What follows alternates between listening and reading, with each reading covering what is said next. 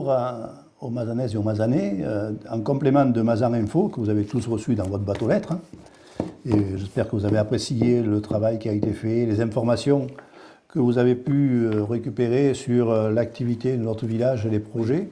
Je voulais également remercier ceux qui sont venus le 8 janvier au vœu à la boiserie et qui ont pu apprécier également le spectacle avec nos chanteurs locaux, le duo Bebop et puis Pauline de Peretti. Je vais vous présenter mes vœux, bien sûr, mais en même temps, je voulais surtout passer sur les points importants qui vont se dérouler sur 2023. On tourne la page 2022. On sait qu'il y a encore eu des problèmes de Covid, des problèmes de périodes difficiles pour notre village, d'inflation, de la guerre en Ukraine. Il y a beaucoup de sujets qui préoccupent les Mazanais, mais là, sur 2023, on va essayer d'être optimiste et de vous parler de ce qu'on va faire, de ce qui va se passer sur notre village.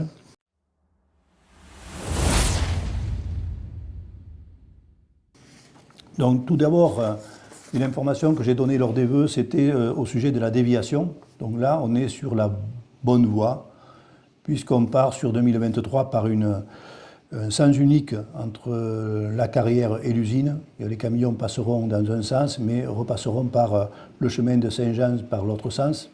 Donc ça va alléger d'autant la circulation dans le village. Et il est prévu que pour 2026, donc, tous les camions de la carrière passeront sur un autre itinéraire, ils ne traverseront plus Mazan. Donc là, c'est en bonne voie. Et là, je sors aujourd'hui même d'un repas avec la présidente de la COV, où on a pu aborder cette question-là, de la déviation. Et on a quand même beaucoup de feux qui sont ouverts aujourd'hui au niveau des financements de la déviation et des passages choisis.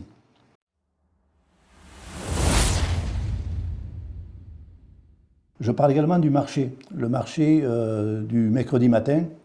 Donc il a été convenu que ce marché qui se tenait jusqu'à maintenant, depuis le début de notre mandat, sur la route départementale au niveau de la place du 8 mai, mais par rapport justement à la circulation des camions, on va le déplacer et à partir du mois de mars-avril, ce marché sera sur la place du village, sur la place de 11 novembre devant la mairie. Donc la place va être aménagée pour accueillir les marchands, les commerçants qui viennent sur ce marché provençal du mercredi matin. Donc je crois que c'était un souhait aussi d'une partie de la population. On a eu pendant le mois précédent une enquête sur les habitudes de consommation des Mazanais. Donc on a noté un certain nombre de pistes de réflexion, de suggestions. Et le déplacement du marché fait partie de ces points-là. Donc là, on va donner satisfaction à une partie des Mazanais, en tout cas, sur le choix de la place du 11 novembre.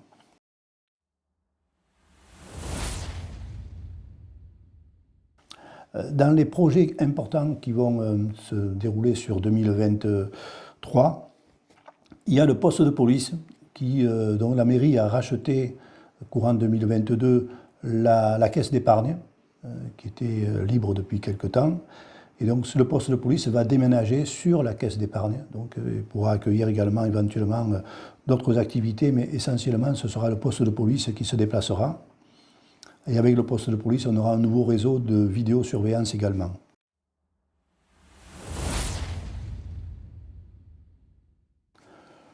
Le poste de police se déplaçant de là où il est aujourd'hui pour aller à la caisse d'épargne, ça libère des bureaux sur la place même du 11 novembre. Et là, nous avons décidé d'accueillir l'Office du tourisme. Depuis 2 ans, nous n'avons plus d'Office du tourisme. L'Office du tourisme sera à proximité de la mairie, avec du personnel de la COV, justement, parce que c'est la COV qui gère le tourisme, qui a la compétence tourisme. Donc la COV mettra une personne qui s'occupera d'accueillir les touristes et les Mazanais qui veulent avoir des informations sur les sites remarquables de notre village, mais aussi sur les restaurants, sur les gîtes et tout ce qui concerne notre belle région.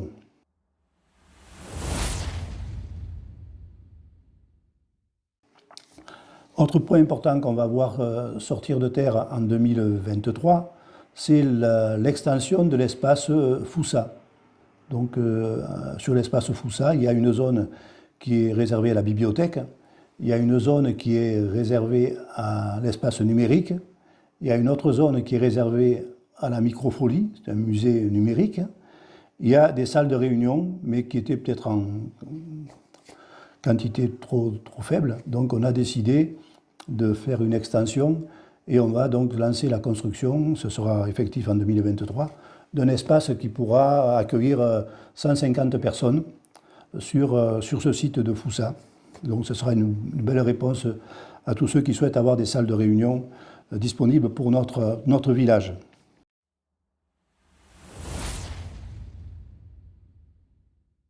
Autre point également sur lequel nous travaillons en 2023, c'est de faire en sorte, dans le cadre de Petites Villes de demain, d'avoir un village apaisé, un village de qualité, un village accueillant. Donc on a déjà prévu de développer des commerces. C'était suite à l'enquête qui a été réalisée. Donc on a un espace qui va être réservé pour un nouveau commerce au sein même du village, au centre, enfin, sur le boulevard. Il y aura également un parcours patrimonial qui va être tracé sur le village, de façon à ce que les touristes trouvent les sites intéressants au niveau de notre commune.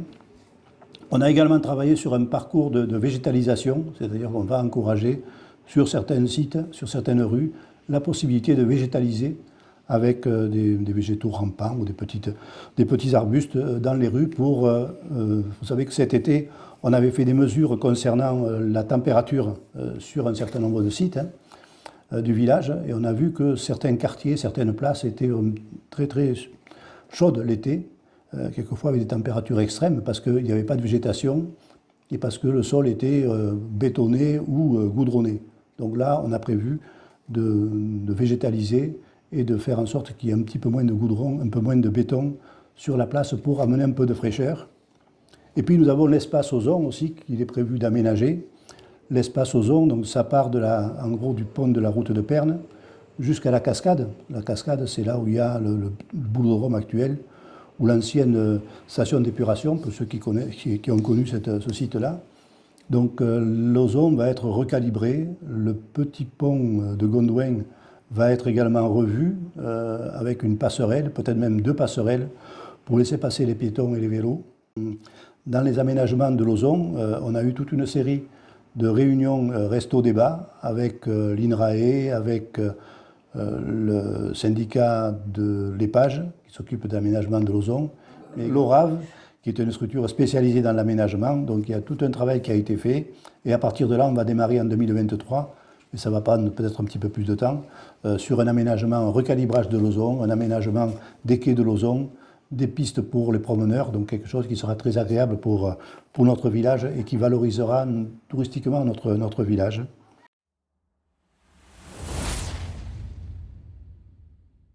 Mais ce que je vais vous dire, c'est que je vous invite le 23 mars à une réunion publique. Et qu'on a décidé, et je l'avais annoncé en conseil municipal, je crois, ou même lors des vœux plutôt, je l'ai annoncé lors des vœux, qu'il y aurait une réunion publique à la Boiserie le 23 mars à 18h30, où tous les Mazanais sont invités. Et là, on pourra aborder un petit peu toutes les questions que vous souhaitez voir abordées, savoir où on en est des logements sociaux, savoir où on en est de tel aménagement, de tel ou tel quartier. Il y a beaucoup de questions qui se posent. Les équipements sportifs, il y a beaucoup de sujets qui préoccupent les Mazanais, ou quelquefois il y a des chiffres qui circulent et qui sont assez fantaisistes.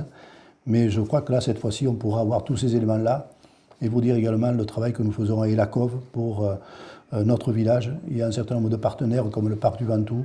Il y a d'autres partenaires qui nous aident au niveau de la réalisation avec le département, avec le conseil régional, avec l'État, pour les financements notamment. Tout ça, on pourra le débattre lors du 23 mars et je vous invite tous à venir à la Boiserie. Voilà, je vous renouvelle mes vœux, les vœux du conseil municipal, les vœux des agents de la mairie, de tous ceux qui travaillent à votre service et j'espère que vous pourrez également lire avec attention notre revue, le Mazan Info. Et si vous avez des questions sur la revue, il n'y a pas de souci, vous pouvez nous appeler. On est à votre service pour répondre à telle ou telle question. Meilleurs vœux, et puis c'est l'hiver, il fait froid, aujourd'hui en tout cas il fait froid. Je vous recommande d'être prudent en matière d'économie d'énergie. On a prévu, je ne vous l'ai pas dit, mais on a prévu éventuellement, si ça se présente et qu'il y a des coupures de courant avec des délestages, une cellule de crise pour venir en aide à ceux qui seraient sinistrés par ce problème de délestage. Donc si ça se présente, on saura répondre à vos attentes. Bonne journée à tous et à bientôt.